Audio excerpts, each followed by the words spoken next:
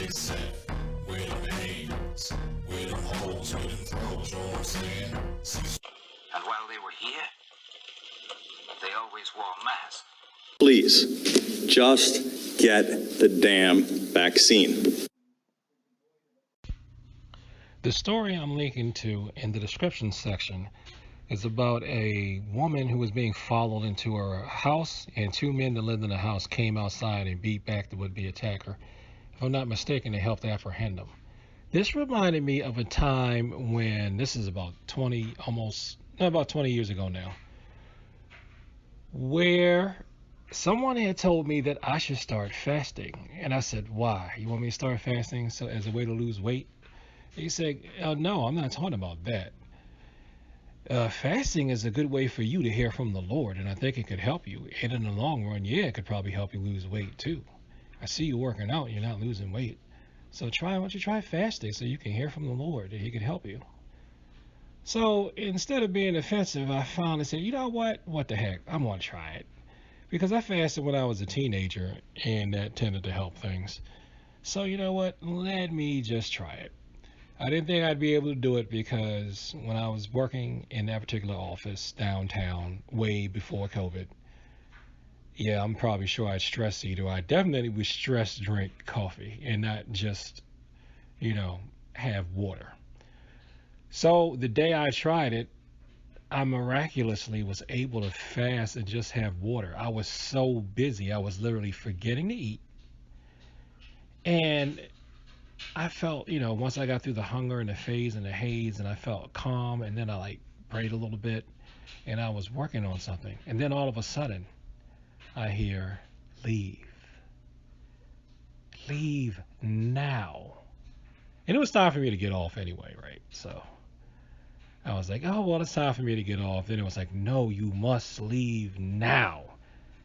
And it was like coming from the pit of my stomach. And I was like, this felt like whenever I felt like God was nudging me or giving me an unction to do something. So I packed my stuff up really quickly, and I just it's like, you gotta go now. It's like, okay. So I sped out of there as fast as I could, walked to the elevator, went down. And then I'm thinking I'm supposed to go home, right? And then the inner voice was like, no, stop here, stop. I stopped, I look, it's the library. The library is closing. What about it? He's like, no. Go stand in front of the library. So I was like, okay. So I went and stood in front of the library. And then the inner voice said, now stand on the seat. There was this concrete square block in front of that library that people would use to sit down. So I go and stand on the block. And there's a whole bunch of people around while I'm doing this. I mean, at that time of day, it was extremely crowded, extremely busy. It was like all of the people changing shifts and all of the college students in the area were all out at the same time. Every day was like mad busy. You would think it would be the safest place in the world, but it actually turns out it wasn't. And this is how. So I stood on there. Let me pause this. So like I was saying, it turned out not to be the safest place because the voice told me, look over there. And I looked. And right where I looked was in front of some woman's apartment. She had on headphones. She didn't hear the guy who was following behind her.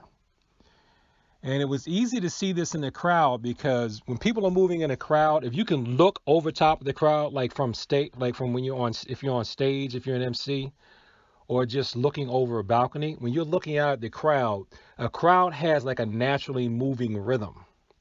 And so when someone is following somebody, it breaks the rhythm because they match that person's pace that they're following. And so it's real easy to see. You'll see like that person, and then when somebody else is following, you see this line right there that's perfectly laid out, and it's going against the other visual rhythms in the crowd. So I saw him following her, and I could tell that she didn't hear him. And the thing that pissed it off is I didn't even say anything to him. I just happened to look right in his direction. He saw me look, he got scared, and he ran off. And he looked like he was up to something. He ran off. I was thinking, if he's with her, he would have just glanced at me like, oh, that guy's weird. Maybe even stopped at a point and say, look at what that guy's doing. He's staring at us or something. But he ran off. And she didn't hear him. There was so much noise around. There were so many people around. She could have been distracted by that. Plus, she was distracted by having her headphones on really loud, I'm assuming. So she didn't hear somebody walking behind her. He could have came in there. Nobody else would have been paying attention. And he could have robbed her or worse. So after that happened, I went over to her apartment and I knocked the door. Right? I knocked the door. Of course, me being big, scary looking black guy, her, I'm not going to call out the ethnicity because it's not about that. She was not in my demographic, I will say that. So I knocked on the door. I saw her peeking out, looking at me like I'm doing something. Of course, I ain't let that get to me. And then she finally comes to the door and she has like the door cracked. I guess she's being secure. She's like, yes, what is it? What is going on? I said, did you know someone was following you just now when you had your headphones in? There was someone following right behind you.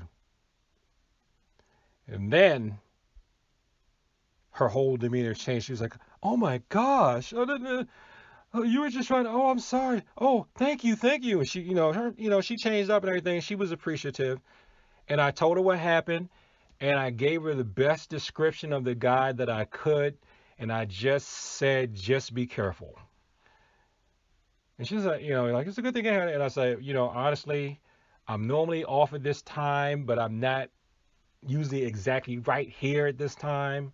So, all I can do is if I'm, in the area, I'll just look over here. And I think I saw like a couple of days later around that time, because sometimes I manage to be able to get, I could leave earlier, but usually not. And next time I believe I saw her, she didn't have her headphones in, or she only had like one in, and she wasn't doing like she was doing that day. So that was an instance where, was it really martial arts training? Was it the Holy Spirit that allowed me to be able to help somebody? I didn't have to get in a fight. I didn't even have to confront. All I had to be was there. And just there. And just looked in someone's direction. I didn't have to try to give off any type of, aggressive macho energy or anything. Just because there was a pair of eyes there to see somebody possibly try to do something was enough to deter. And that's not the only instance I have of that. There have been other instances where women have came and grabbed me. This used to happen when I worked downtown, especially when I started practicing again. I guess they could tell. They were like, please walk with me. Somebody is following me, and just act like you're meeting me. This guy's stalking me. And I did that and faked, and I hate to say, I always kept one hand on my wallet in those situations. I was like, this could be a pickpocketed trick. So I always kept my hand on my wallet. But I would act like they were meeting me or talk to them. Then they said thanks. I said you're welcome, and then they went on their way, and I went on my way. So the martial arts, God, or since it is blessed be the Lord my strength, who teaches my hands to war and my fingers to fight.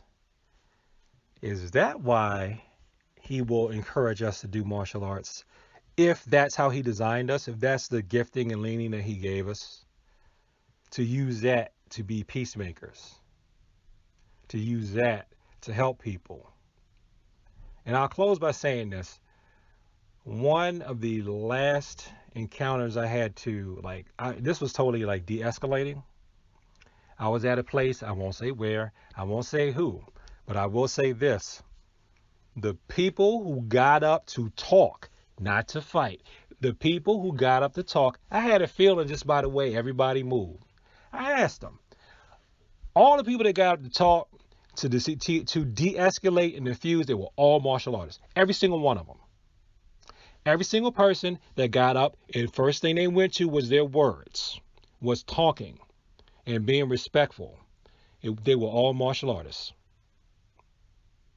The non-martial artist people didn't feel comfortable talking and confronting and de-escalating the situation. It was the martial artists in that group that did it. And one guy said, "Oh, I'm not a black belt." I said, "You got some training. Don't. I know you got some training. Yeah, okay, yeah, fine. I technically am a black belt, but I don't like telling people that because I say I know people get weird and sometimes want to say, I'll challenge you. Show me your kung fu is best." Say this ain't that kind of party. We both laugh because yeah, he has. And I felt like from what he told me, he has some pretty dope training. It's not even my style, but I respect that particular ethic and lineage. So thanks for watching this video. Like, comment, and subscribe. Please share this with people like to talk about the martial arts and peace. And as always, thank you for your time. And that's all I'm going to say. Peace.